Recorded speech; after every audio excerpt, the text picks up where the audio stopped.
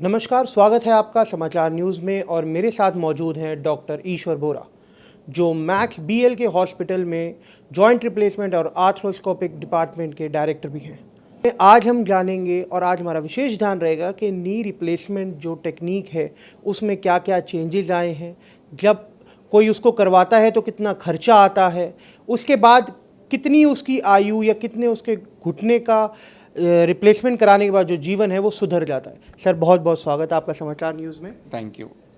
Sir, सबसे पहले बात करेंगे नी रिप्लेसमेंट टेक्निक की कि आज जो नी रिप्लेसमेंट टेक्निक है वो विश्व स्तर पे हम कहाँ उसमें स्टैंड कर रहे हैं। हम विश्व स्तर पे किसी भी देश से कम नहीं है।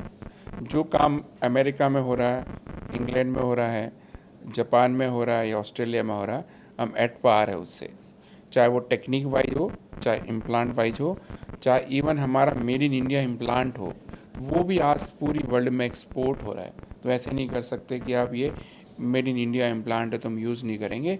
सो हम पूरा का पूरा, जैसे हम फिफ्थ इकोनॉमी है वैसे के वैसे हम इसमें भी एट पार है। सर, एक जो नी रिप्लेसमेंट है बहुत कॉमन आजकल प्रॉब्लम हो गई है सबको। और जो टीयर 2 टीयर 3 सिटीज़ हैं वहाँ पर लोग नी रिप्लेसमेंट करा लेते हैं नॉर्मल किसी भी विदाउट लाइक प्रैक्टिशनर और विदाउट एनी एक्सपीरियंस, और उसके बाद उन्हें दिक्कत आ जाती है। फिर उसके बाद उन्हें टीयर 1 सिटीज़ में आना पड़ता है, बड़े अस्पतालों में नी रिप्लेसमेंट कराना पड़ता है। तो दुगना जो है वो उनको वो हो जाता है और फिर वो सफलता या वो उनको जो लाभ है वो प्रॉपर नहीं मिलता है। इस पर आप क्या कहना चाहेंगे? ये बहुत ही आपने उम्दा बात पूछी है मेरे से, बिकॉज कि जैसे जैसे कोई भी सर्जरी पॉपुलर होती है, सर्जरी का आउटकम अच्छा आने लगता है, तो वो सब जगह होने लगती है। हर बंदा ट्राई करता है कि यार जब सब जगह और तो मैं क्यों ना करूं। तो जो भी ट्रेन बंदा है, जो एवरेज ट्रेन बंदा, वो सर्जरी कर सकता है, बिकॉज उसको लाइसेंस तो है, वो ट्रेनिंग तो है। पर इसमें ये देखना है कि उसकी महारत कितनी है, उसका इंफ्रास्ट्रक्चर कैसा है, उनका ऑपरेशन थिएटर कैसा है, उनका स्टाफ कैसा है, वर्किंग टीम कैसी है। उन चीज़ों के बड़े मायने हो जाते हैं। बिकॉज सर्जरी में कोई ऐसा रॉकेट साइंस नहीं कि आप नहीं कर सकते, सर्जरी कर सकते हो, लेकिन सर्जरी का आपका एनेस्थीसिया पार्ट बहुत इंपॉर्टेंट है, पेन मैनेजमेंट बहुत इंपॉर्टेंट है, आपका ओटी का कल्चर बहुत इंपॉर्टेंट है। यदि वो सारी चीज़ें नहीं है तो आप सर्जरी कर भी लोगे तो उसका आउटकम नहीं आएगा। सर, आज से अगर हम 20-30 साल पहले की बात करें तो कंप्यूटर भी एक बहुत एक मतलब एक ढूंढने वाली चीज़ थी, और आज हम एआई के ज़माने में हैं, आज हम रोबोट्स के ज़माने में हैं। तो इस टेक्निक में एआई और रोबोट्स का कितना इस्तेमाल किया जा रहा है? आपने बिल्कुल सही कहा। जब राजीव गांधी ने कंप्यूटर लाने का बोला था यहाँ पे, तो लोगों को बड़ा सरप्राइज था कि ये क्या चीज़ है और हमारी तो लाइफ डिस्टर्ब हो जाएगी। तो टेक्नोलॉजी को अपने आप में इन्वॉल्व करना, टेक्नो सेवी होना, नई चीज़ को एक्सेप्ट करना चैलेंज होता है। पर जब एक बार करने लग जाते हो, जैसे हमने स्मार्टफोन आजकल हर बंदा स्मार्टली, इवन हमारे ग्रैंड पेरेंट भी यूज़ करने लग गए, ऐसा ही होता है। तो ये जो ज़माना है, टेक्नोलॉजी का ज़माना है, ये रोबोट्स का ज़माना है, एआई का ज़माना है, 3D प्रिंटिंग का ज़माना है ना, और ऑगमेंटेड वर्चुअल रियलिटी का ज़माना है। तो अभी अभी तो और एडवांसेस आएंगे। अभी तो हम रोबोट पे खड़े हैं, उसके आगे भी आएगा।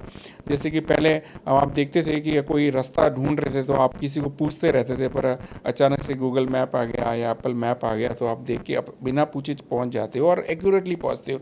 वही काम सर्जिकल फील्ड में भी हुआ है कि एक्यूरेसी, टाइम कम लग जाना, सफरिंग कम होना जाना, ब्लड लॉस कम हो जाना, हॉस्पिटल स्टे कम हो जाना, कॉस्ट धीरे धीरे कम हो जाना, ये सारी की सारी जो है एडवांटेज वो टेक्नोलॉजी से आया है। तो अभी हमारे पास जो हमारी कंट्री में लेटेस्ट है वो भी रोबोट्स है, जो कि बिल्कुल एक कटिंग एज लेवल पे है कि आपको वर्ल्ड के पार जो बाहर रिजल्ट मिल रहे हैं वो हमें हमारे देश के लोगों को भी मिल रहे हैं, और वो कम से कम 10 टाइम लेस प्राइस में हम दे रहे हैं। सर, अगर हम मैक्स बीएल की बात करें तो यहाँ पर रोज़ाना कितनी जो नी रिप्लेसमेंट की सर्जरीज हैं वो की जाती हैं और उनका कितना सक्सेस रेट है? बीएल के मैक्स के अंदर रोज़ कम से कम 15 से 17 नी रिप्लेसमेंट सर्जरी होती है, और वो ऑलमोस्ट 100 कहना तो लाजमी नहीं होता, पर 99.9% सक्सेस है। बिकॉज 100 इसलिए नहीं बोला कि किसी का वेट ज़्यादा है, कोई 140 किलो का है वो है तो उसको टाइम लगता है, या किसी को ऑल मेडिकल इश्यूज है या कुछ अदर डिजीज़ होती है, पर सक्सेस सारी है सर्जिकल पॉइंट ऑफ व्यू से, टेक्नोलॉजी पॉइंट ऑफ व्यू से सारी 100% सक्सेस है। सर अगर ये कोई सर्जरी करवाना चाहता है यहाँ पर मैक्स BLK में, तो उसका कितना खर्चा हो जाता है और कितना कॉस्टिंग उसको पड़ता है? कुछ पैकेज है या मतलब कैसे उसका होता है, और आप पेशेंट कैसे सेलेक्ट करते हैं? उसमें कौन कौन सी बीमारियाँ जो हैं वो नॉर्मल होती हैं और कौन कौन सी उसको फिर वर्कआउट करके कम किया जाता है ताकि सर्जरी को करा जा सके? ये बहुत ही महत्वपूर्ण जानकारी सबके लिए होगी। जैसे भी आपको किसी ने देखा, फिजियोथेरेपिस्ट ने देखा या जनरल ऑर्थोपेडिक सर्जन ने देखा और आपको ये अंदेशा हो गया मुझे नी रिप्लेसमेंट करवाना है, then what is the step. तो स्टेप 1 आप जाके कि आप हॉस्पिटल में जॉइंट रिप्लेसमेंट सर्जन से मिलते हो। स्टेप 1 वो आपको देखता है और लगता है कि यस आपको सर्जरी करना है, तो स्टेप 2 में जाओगे। अब क्या करना, व्हाट नेक्स्ट, स्टेप 2 के अंदर होती है स्क्रीनिंग। स्क्रीनिंग के अंदर कुछ ब्लड टेस्ट होते हैं और आपका हार्ट का चेकअप मेन किया जाता है और बाकी और भी जैसे लंग्स की स्टेटस क्या है, लीवर का, किडनी का, सारा देखा जाता है। वो ठीक रहता है तो you will fit for the surgery. आपको एनेस्थेटिक देखेगा, उसको प्री एनेस्थीसिया चेकअप बोलते हैं। यदि वो नहीं रहता है तो आप स्पेशलिस्ट के पास जाओगे। सपोज करो किसी का हार्ट कम काम कर रहा है, किसी का 60% काम करने पर उसका 40 कर रहा है, पर उसको प्रॉब्लम बहुत है, सर्जरी फिर भी करानी है, तो हमें स्पेशलिस्ट को लूप में लेना पड़ेगा, कार्डियोलॉजिस्ट को या कार्डियक सर्जन को लूप में लेना पड़ेगा कि क्या हम इस पेशेंट की सर्जरी कर सकते कि नहीं कर सकते, कर सकते तो कितनी रिस्क है, या पेशेंट को काउंसिल करना पड़ेगा कि भैया सर्जरी तो कर सकते हैं पर इतनी रिस्क है, if you okay then we can go ahead. तो ऐसे केसेस के अंदर स्क्रीनिंग करके करते हैं।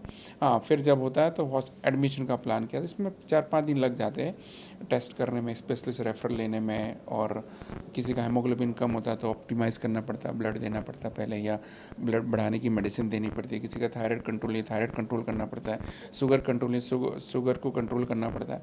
तो ये सारी चीज़ें ऑप्टिमाइजेशन बोलते हैं, मेडिकल ऑप्टिमाइजेशन। वो किसी को हफ्ता लगता है, किसी को 4 हफ्ते भी लग सकते हैं, depend on the patients condition. वो हो गया, उसके बाद एडमिशन होता है। एक दिन पहले एडमिशन करते हैं ताकि पेशेंट कंफर्टेबल हो जाए। सर्जरी कि नेक्स्ट डे सर्जरी हो जाती है। सर्जरी के बाद एक रात हम प्रिवेंटिव ICU रखते हैं कि पेशेंट को दिक्कत ना हो जाए। उसके बाद 4-5 दिन के अंदर पेशेंट कंफर्टेबल हो जाता है। 5 to 6 डेज़ में घर चला जाता है पेशेंट। अपना मेडिसिन दे देते, वो लेते रहता है। फिजियोथेरेपी, कुछ एक्सरसाइज है, कैसे डूज एंड डोंट सारा करते हैं। तो इस तरह के ये 4 स्टेप में सर्जरी होती है। एक्सपेंडिचर डिपेंड करता है कि आपका कोई मेडिकल इंश्योरेंस है या कैश पेशेंट है, तो एवरेज 4 से लेकर 6 लाख तक डिपेंड करता है। और किस तरह का रूम कैटेगरी, प्राइवेट हॉस्पिटल अलग अलग सबका है, शेयरिंग रूम लेना है, सिंगल रूम लेना है, इकोनॉमी लेना है, किस तरह का इम्प्लांट लगाना है, रोबोट चूज़ करना, तो कॉस्ट वेरी करती है 1 से 2 लाख रुपए के बीच में। सर क्या ये सर्जरी मेडिकल इंश्योरेंस प्रोवाइडर जो है वो मेडिकल क्लेम में आती है? बिल्कुल आती है ये। इसमें अलग अलग कंपनी का अलग अलग प्रोटोकॉल है। कोई 2 साल में कवर करता है, कोई 4 में करता है, कोई सीनियर सिटीजन इंश्योरेंस है तो उसमें पहले टाइम से भी क्लियर होती है, वो प्री एग्जिस्टिंग डिजीज़ में कवर, तो अलग अलग है तो कवर होती है ये। धन्यवाद सर, हमें अपना कीमती समय देने